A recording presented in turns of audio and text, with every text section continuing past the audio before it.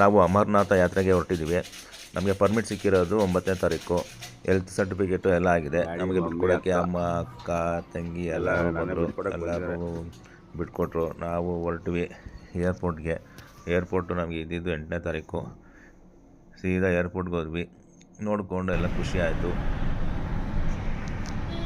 ಬೆಳಗ್ಗೆ 10 ಗಂಟೆ ಇರೋದ್ರಿಂದ 7 ಗಂಟೆಗೇ 3 ಅವರ್ ಬೇಗನೆ ಬಿಟ್ವಿ ನಾವು ಮನೇನ. ಏರ್ಪೋರ್ಟ್ಗೆ ಹೋಗೋ ಅಷ್ಟರಲ್ಲಿ ಆ ಟ್ರಾಫಿಕ್ಕು ಆ ಇದು ಅನ್ನೋ ಅಷ್ಟರಲ್ಲಿ ನಮಗೆ 1.5 2 ಅವರ್ಸ್ ಅಲ್ಲೇ ಆಗೋಯ್ತು. ಹಂಗೂ ಹಿಂಗೂ ನಮ್ಮ ಡ್ರೈವರು ಬೇಗನೆ ಕರ್ಕೊಂಡೋದ್ರು.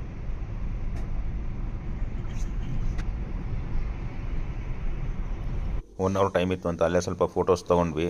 ಆದಷ್ಟು ಲಗೇಜ್ ಎಲ್ಲ ಬೋರ್ಡಿಂಗ್ಗೆ ಹಾಕಿ ಹೊರಟು ನಾವು ತಯಾರಾದ್ವಿ ಹೊರಡೋದಕ್ಕೆ. ನನಗೂ ಬೋರ್ಡಿಂಗ್ ಬಂದ್ವಿ. ಎಷ್ಟೊಂದು ಫ್ಲೈಟ್ ಇದೆ ಅಲ್ಲಿ.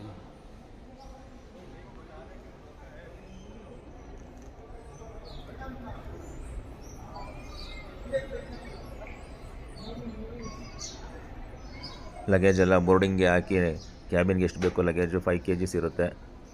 ಬೋರ್ಡಿಂಗ್ 17 kg ಇರುತ್ತೆ. ಅದನ್ನು ತಗೊಂಡು ನಾವು ಹೊರಟ್ವಿ. ಬೋರ್ಡಿಂಗಲ್ಲಿ ನನ್ನ ಕಸಿನು ಒಂದು ಫೋಟೋ ಬೇಕು ಅಂತ ಫ್ಲೈಟಲ್ಲಿ ಕೂತ್ಕೊಂಡು ಹೊರಟ್ಬಿಟ್ವಿ.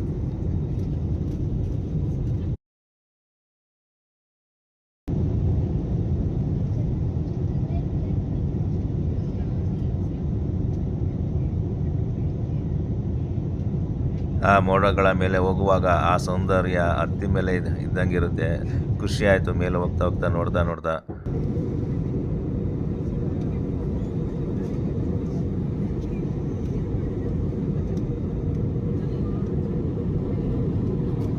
ಹಾಗೂ ಹೀಗೂ 2 ಗಂಟೆಗೆ ಕಾಶ್ಮೀರ ಶ್ರೀನಗರ ತಲುಪಿದ್ವಿ. ಅಲ್ಲಿ ಹೋದ ಕೂಡಲೇ ನಮಗೆ ಫನ್ಜಿಪ್ ಅವರು ವೆಲ್ಕಮ್ ಮಾಡಿದ್ರು.